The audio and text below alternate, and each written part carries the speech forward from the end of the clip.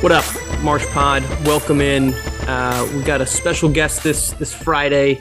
We are joined by the defending champion, head coach, and head of the SimWorld Coaches Association, Drayton. Coach, thank you for joining the pod. It's always a pleasure to be here, man. Look, we've seen a lot of news from the coaching ranks and the player ranks in the last, let's say, 7 days. And I'm curious, what I've heard is that there's been a lot of player demands. There's been a lot of flip-flopping of, I'm going to go to place A, and then place B comes around. It's like, nope, never mind, I'm going over there. So from a coaching standpoint, what's that been like, going through this recruitment period that's certainly unique and the first one in SimWorld Prep? I would say for the most part that the players and the coaches are kind of both at fault, because a lot of the players are expecting huge things, and then coaches go into this self-bidding world will be like, oh, if he offered you these amount of minutes, I can double that. So as a player, the players will be like, why would I not go to the person who's saying they'll double my minutes? And then the coach will be like, oh, he said he'll double the minutes, I'll triple it. So I think it's a lot. They've made it like a free agency when this is prep basketball, and everybody should be focused on the development of the players instead of who's doing the best for me right now. Right. It does seem like in the conversations that I've had and seen that there's a real hyper focus from a lot of these kids on the status of, well, this guy says I can start, or, well, this coach said I'm going to be a sixth man. And it's like, what's the difference between a sixth man and an eighth man? Like 3 minutes per game, like the title of sixth man, and maybe in the rotation, it just looks like that. It seems like there's a lot of promises being given out that I'm curious if coaches are going to be able to even match those promises with these kids, because we don't know what you're going to look like on the court, because all we've seen you in is pickup games and scrimmages.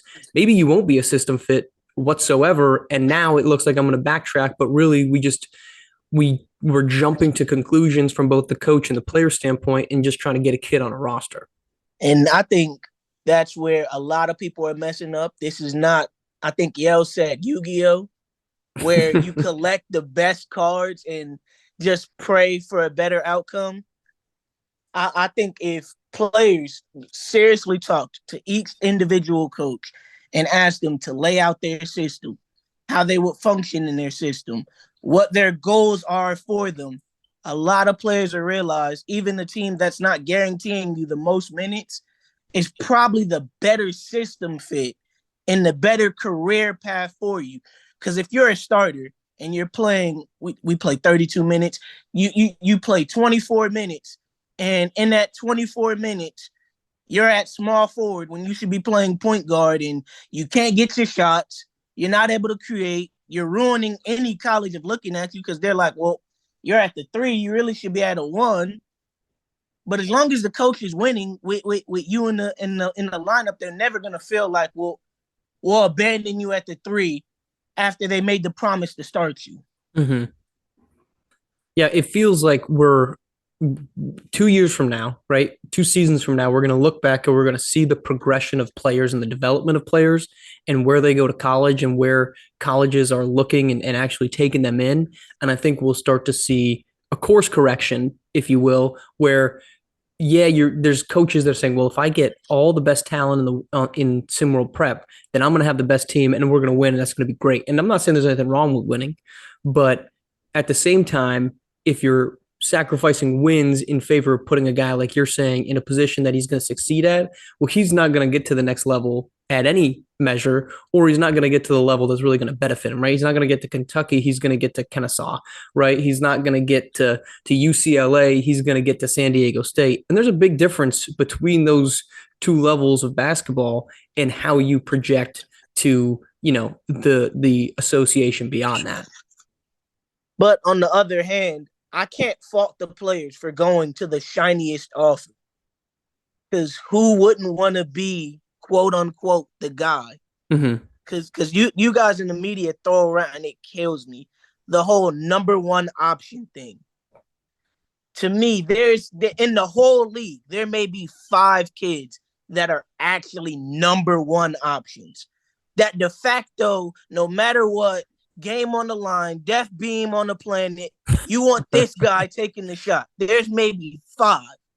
Well, I think you're probably right with the number of guys. I think that you want to look at it too from a it's not number one guy across the board. It's number one guy on that team, and I think you're getting good proof points if player Z is out there and he's the top option for the team and he fails at that level. I think it starts to set out like Ireland early is a great example of that. We thought he would be the more relied upon scorer for Rocky Mountain last year, and he wasn't, and he started fading into the background, but he faded into a situation that fit him better. And now going on to the next level, he's not at a glitzy glamour school, but he's at a spot that's going to fit him better for his skill set that he can then, develop in other avenues. That I think there's a lot of people that just are like, well, if I need to be number one in the country so that I can get to blue blood school B or school A, and therefore my stock rises. There's a lot of guys that go to big schools. Austin Rivers, top guy out of college or coming into college, goes to Duke.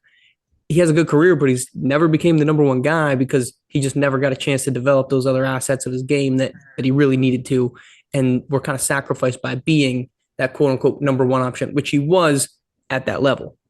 So when people are telling prospects, I'll have you be this, or I'm guaranteeing you this, one, you do a disservice to other prospects because you're not giving everyone a fair shake.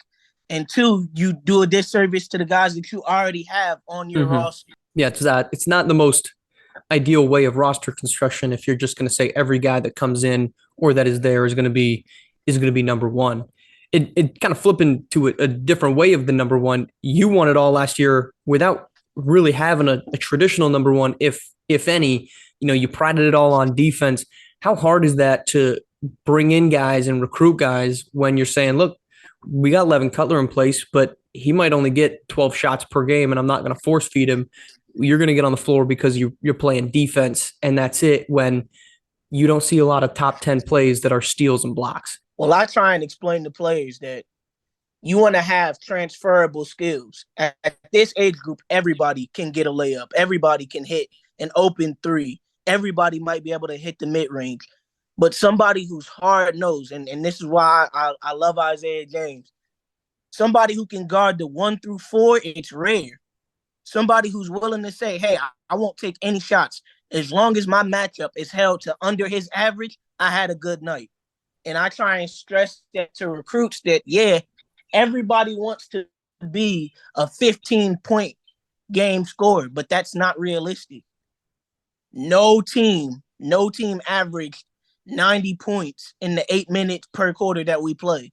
So if everybody comes in wanting shots, eventually nobody gets the shots. And they're too dispersed for anybody to actually be a star. So if you focus on things like making the right play, the right pass, or making sure you're stopping the guy in front of you and making him defer, we can get everybody more shots through fast break.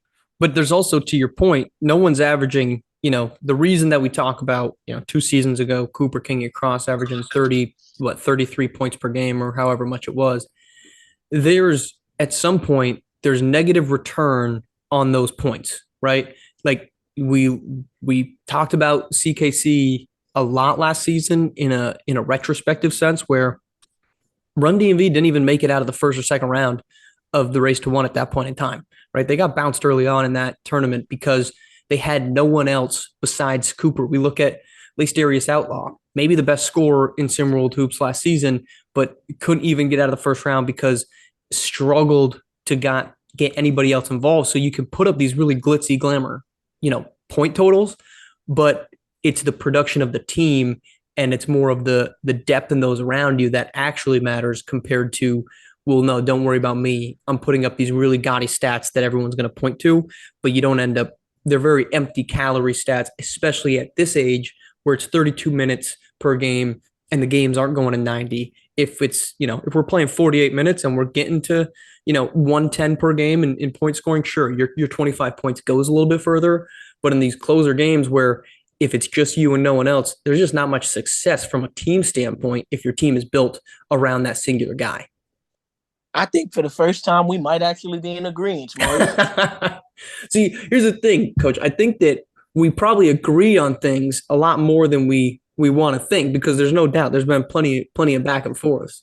I feel like we agree, we just agree from two different angles on it. We get to the same conclusion where you obviously think winning a championship is built around defense. I 100% agree with you on that.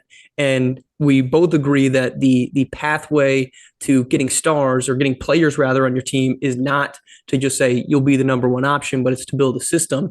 It's just maybe the pathway to that conclusion takes it a couple different turns along the way.